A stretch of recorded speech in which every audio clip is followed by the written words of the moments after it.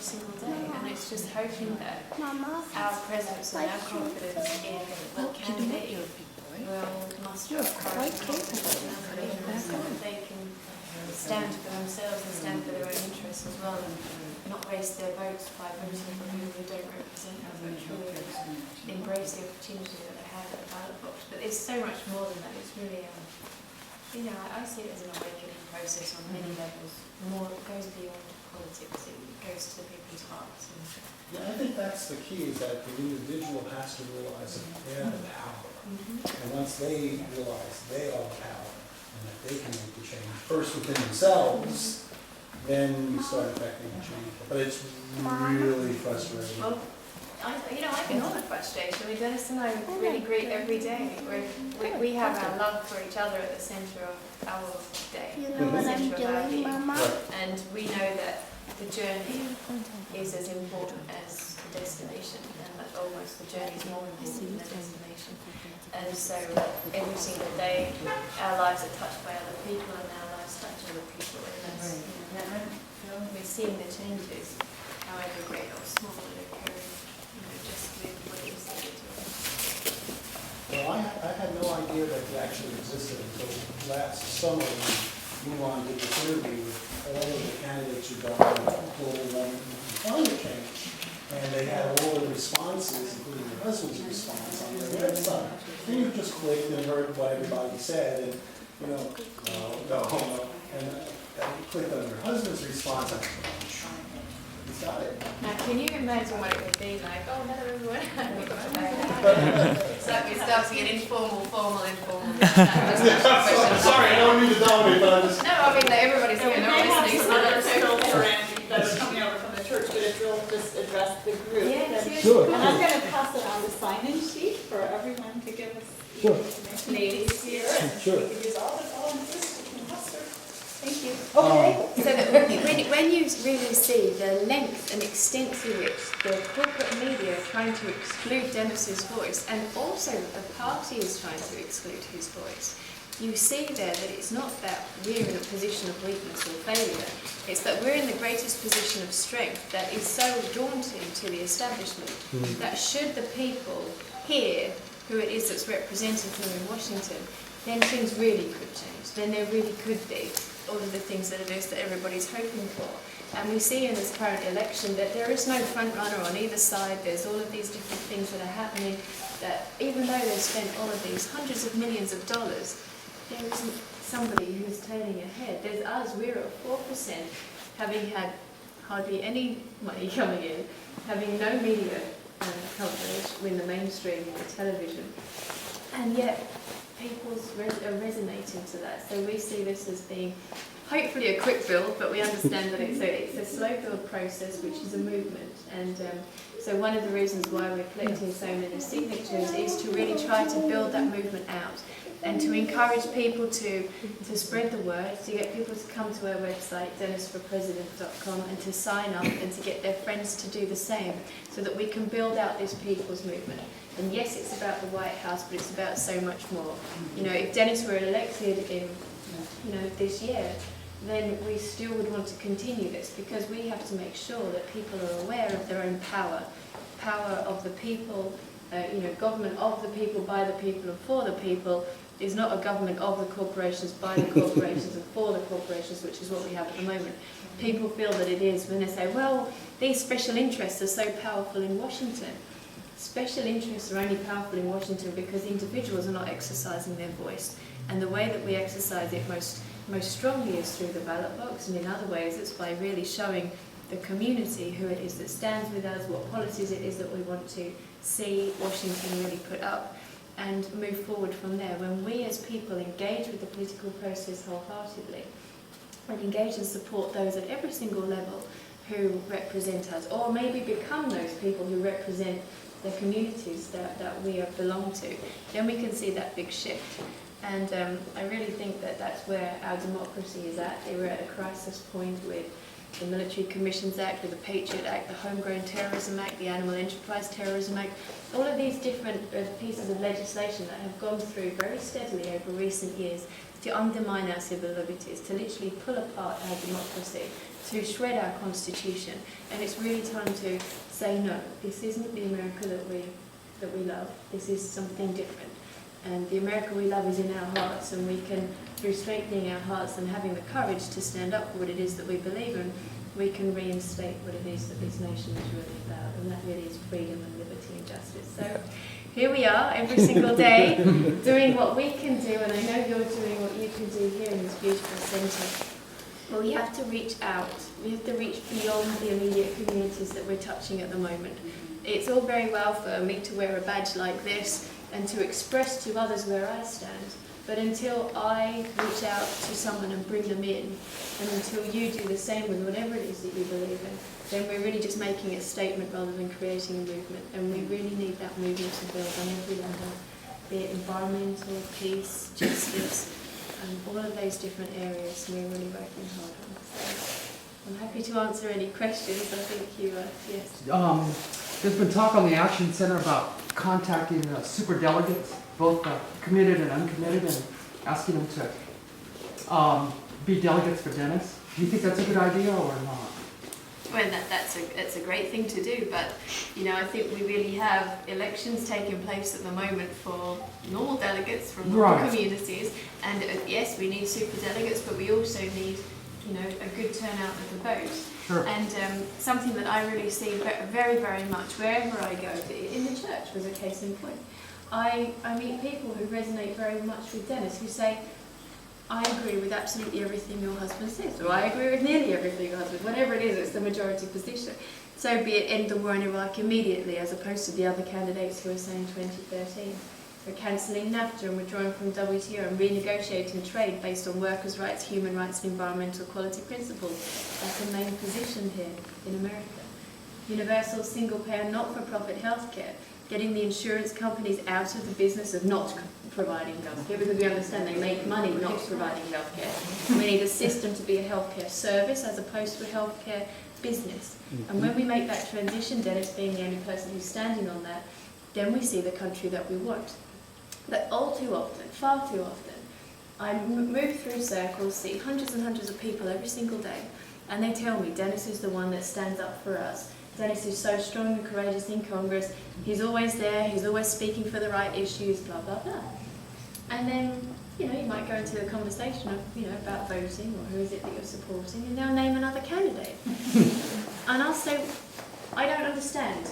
I really don't understand, in all humility, why anyone who knows that the majority of America stands for all of those things that Dennis stands for would actually consider for 1 second to believe the propaganda of the media that we as people are unviable, that the interests of the people of America are unviable, and so therefore our candidate being that and labelled that. It's absolutely ridiculous. We've woken up to the war in Iraq being a war that was based on lies. We've woken up to climate change being a reality.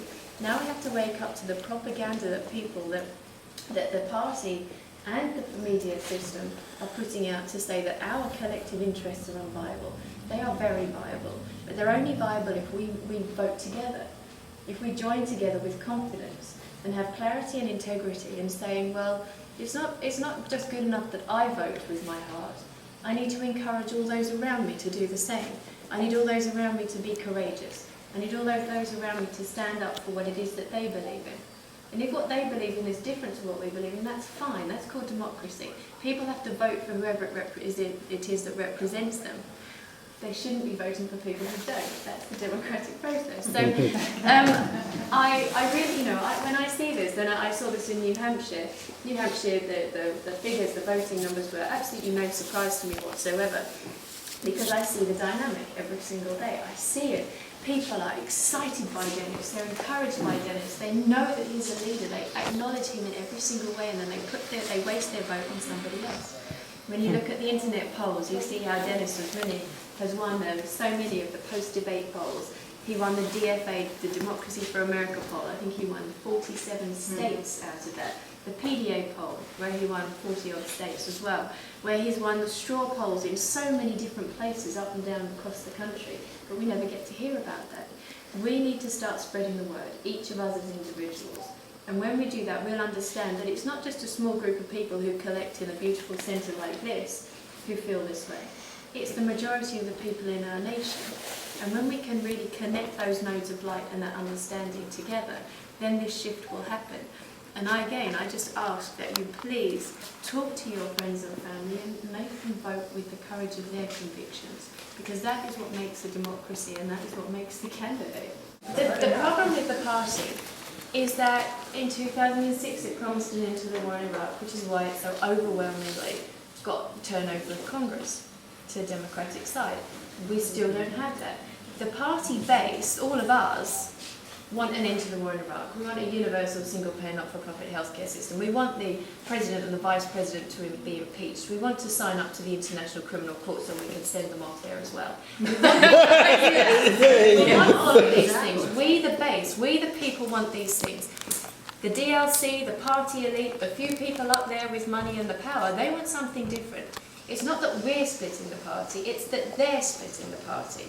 It's that those small, narrow interests are splitting the party by keeping us in the war in Iraq, not standing up for workers' rights, not standing up for the environment in the way that they should be, not ending the war in Iraq, not saying, what on earth are you talking about with respect to going to war with Iran, instead building up and ratcheting up the rhetoric with respect to that.